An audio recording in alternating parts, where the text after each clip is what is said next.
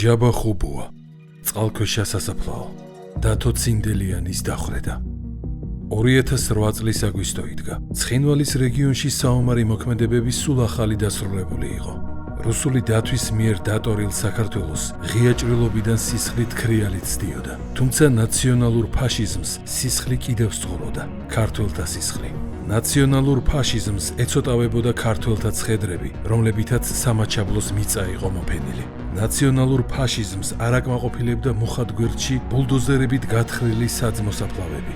ის კი არა ნაციონალურ ფაშიზმს ქართველთა დასამარხავად ხმელეთიც აღარ ყოფნიდა. ამიტომაც გახსნა ნაციონალურმა ფაშიზმმა წყალქვეშა სასაფლაო.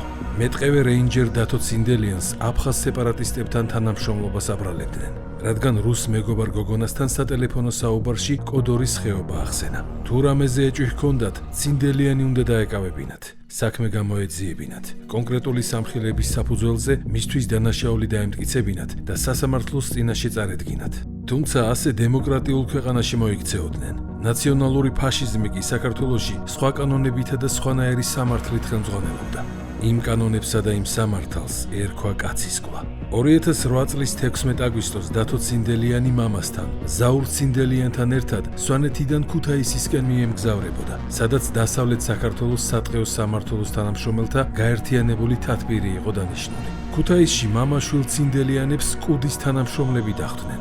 დათო მანქანაში ჩაისვეს და თბილისისკენ აიღეს გეზი. მაგრამ მალევე კუდის უფროსის დათა ახალაიას სატელეფონო ზარი გაისმა. ნაცრეჟიმის ერთ-ერთმა ყველაზე დაუნდობელმა ჯალათმა საკუთარ ხელქვეითებს უბრძანა მეტყევე რეინჯერი ცინდელიანი თბილისის ნაცვლად ბათუმში ჩაეყვანათ. კუდელებმა თუ კუდიანებმა ახალაიას დავალება შეასრულეს. დათო ცინდელიანი ბათუმში ჩაიყვანეს და კუდის აფხაზეთის მთავარი სამმართველოს უფროსს რომან შამათავას ჩააბარეს. შამათავამ და მისმა ხელქვეითებმა ახალგაზრდა მეტყევე რეინჯერი შავი ზღვის ნავმისადგომთან მიიყვანეს, სადაც წინასწარ დაბევებული ძრავიანი ნავი ელოდებოდათ. შამათავამ დათო ცინდელიანს თვალები აუხვია და ნავში ჩასვა. მერე კი თავის ორ თანამშრომელს უბრძანა გამომყევითო. ზღვაში ნავით 4 გავიდნენ. ნაპირს დაახლოებით 4-5 კილომეტრით გაშორდნენ. ზღვა არ ღელავდა ჯალათიც. შამათავამ შვიდად მოიმარჯვა ცეცხლსასროლი იარაღი და დათო ცინდელიანს ტყვია პირდაპირ თავში დაახალა. მეტყევე რეინჯერი იქვე გათავდა. ჯალათს მეორე გასროლა აღარ დასჭირვებია. მან საკუთარ პისტოლეტს ლულაზე აკოცა და საქებარი უთხრა, რა მაგარი გატანა გქონიაო.